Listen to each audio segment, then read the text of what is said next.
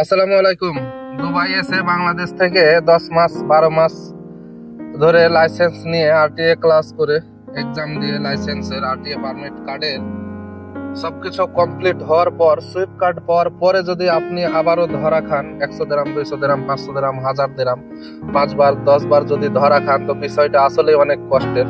কারণ যে ওই সময়তে 1 দিরহামের মূল্য আমি মনে করি যে 100 দিরহামের মতো।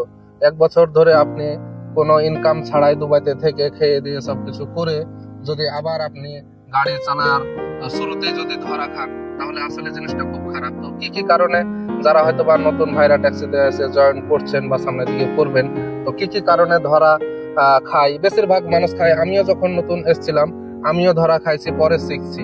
তো আপনি ধরা খাওয়ার আগেই যদি বিষয়টা শিখে যান বা হয়তো বা বিষয়গুলো আমার কথাগুলো আপনারা মাথায় রাখেন, আশা করি ধরা খাবেন না। তো সুইপ কার্ড পাওয়ার পরে যখন হয়তো বা ডিউটি চালু করবেন, যেদিন থেকে ডিউটি চালু করবেন সেদিন থেকে প্রথম আপনার 3টা জিনিস আপনাকে মেন ফলো করতে হবে। প্রথমত, আপনারা যখন এক জায়গা থেকে আরেক জায়গা যাত্রী নিয়ে যাবেন, এই ক্রেডিট কার্ড মেশিনে আপনি যখন টাকা নেবেন, আপনি কাস্টমারের গন্তব্যে পৌঁছানোর পরে আপনি সেফলি পার্কিং করবেন, যাতে করে পিছন থেকে যদি কোনো গাড়ি আসে হরেন মারে আপনাকে চড়তে না হয়। তো আপনারা ক্রেডিট কার্ড মেশিনে যখন টাকা নেবেন, যতক্ষণ পর্যন্ত না আপনার মিটার বন্ধ হবে ততক্ষণ পর্যন্ত জায়গা থেকে আপনি গাড়ি হিলাবেন না। যদি গাড়ি হিলান, হয়তো বা কাস্টমার নেমে চলে গেল, ওই সময় পিছন থেকে গাড়ি হরেন দিছে, তো আপনি মুভ করলেন, আপনার মিটার থেকে ডিক্লাইন হয়ে যাবে, ওই টাকাটা আপনার পকেট থেকে দিতে হবে। যদিও আপনি ক্রেডিট কার্ডের রিসিপ্টটা বের করতে পারেন ওই সময়তে, তাহলে হয়তো বা পাবেন, কিন্তু কোম্পানিতে অনেক ঘোরাঘুরি করতে হবে, অনেক পেরেশানি করতে হবে। অনেক সময় পাওয়া যায়, অনেক সময় পাওয়া যায় না। সেম ভাবে যারা হয়তো বা দুবাই ট্যাক্সি চালায় সবার কাছে কারিম ডিভাইস থাকে অথবা বোল্ট ডিভাইস থাকে। কারিম বোল্ট দুটার ক্ষেত্রেই বলছি, আপনারা যখন কাস্টমারের গন্তব্যে পৌঁছাবেন, লোকেশনে পৌঁছাবেন, যতক্ষণ পর্যন্ত না আপনার পেড-ইন কারিম যেগুলো হয়তো বা পে করে দেয় আগে, যতক্ষণ পর্যন্ত না আপনার মিটার বন্ধ হবে ততক্ষণ পর্যন্ত আপনি গাড়ি লড়াবেন না। গাড়ি লড়াইলে সেম ভাবে ডিক্লাইন হয়ে যাবে, ওই টাকাটা নিয়েও আপনার পরবর্তীতে ঝামেলা হবে। অনেক সময় কারিমের কেবলের যে সমস্যাগুলো থাকে, যে হয়তো বা কাস্টমারের গন্তব্যে পৌঁছানোর পরে আপনি যখন এন্ড টিপ করলেন, ডিভাইস থেকে বন্ধ হয়ে গেছে কিন্তু মিটারও বন্ধ হয় না। ওই অবস্থায় আপনি কি করবেন, যেই জায়গাতে আপনি ক্লিক করে মিটার স্টার্ট করেন বা বন্ধ করেন, ওখানে ক্লিক করবেন।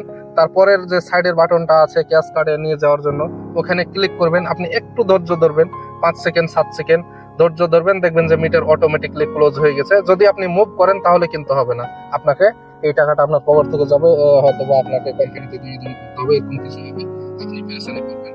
আর তৃতীয় যে কথাটা আপনাদেরকে আমি বলতে চাই, আপনারা যখন ডিউটি চালু করবেন কখনোই কাউকে বলবেন না যে আপনি নতুন। নতুন বললে এখানে কিছু কিছু মানুষ আছে যে যারা ঠকানোর চেষ্টা করে অথবা চিটিং করার চেষ্টা করে। যদি হয়তো বা বুঝতে পারে যে ট্যাক্সি ড্রাইভারটা নতুন, তখন হয়তো বা বিভিন্ন ভাবে তারা হ্যারাসমেন্ট করে হয়তো বা বলে যে টাকা নিয়ে এসে দিচ্ছি, অথবা আমার কার্ড নাই, অথবা পরে এসে নিয়ে এরকম কিছু। তো আপনারা কোনোভাবে ছাড়বেন না। আপনি সে যদি তার বাসা যেতে চায় বা অফিসে যেতে চায়, আপনি কোনো কিছু ডিপিজুট নেবেন, বুঝাইয়া নেবেন, ভালো কিছু বুঝাবেন যে দেখ এখন তো দুনিয়াতে কাউকে বিশ্বাস করা যায় না, আমি জানি তুই ভালো মানুষ, কিন্তু আমি এভাবে ছাড়তে পারছি না, কোম্পানির রুলস। এভাবে আপনি করবেন। না হলে হয়তো বা অনেক সময় কি করে যে বিল্ডিং এর ভিতরে যায়, আসে না, এরকম ঘটনা আমার সাথেও ঘটছে। তো গতকালকের একটা বিষয় বলি, যে একজন নতুন ভাই সোনাপুর থেকে যাত্রী নিয়ে এসছে আলকুস। আসার পরে ওনাকে বলছে যে আমার জন্য 5 মিনিট ওয়েট করো, আমি বাসা থেকে কিছু জিনিস নিয়ে আসছি বলে সে বাসা গেছে 40 মিনিট, সে ফেরত আসেনি, 90 দিরহাম চলে এসছে। পরে আমি বললাম যে ভাই তাড়াতাড়ি আপনি মিটার বন্ধ করেন, সে হয়তো আর ফিরে আসবে না। তো এরকম ধরনের ধোকাগুলো যারা হয়তো বা নতুন অবস্থাতে বেশি খায়, যখন হয়তো বা আপনি এরকম ধোকা খেয়ে শিখে যাবেন, তখন আর ধোকা খাবেন না। তো আশা করি এই 2-3টা বিষয় আপনারা শিখলেন, কাজে লাগবে, মাথায় রাখবেন। আর আমার ভিডিওটি যদি ভালো লেগে থাকে তাহলে অবশ্যই আপনারা সাবস্ক্রাইব করে দেবেন আর একটা লাইক করে দেবেন। সবাইকে ধন্যবাদ। আল্লাহ হাফেজ।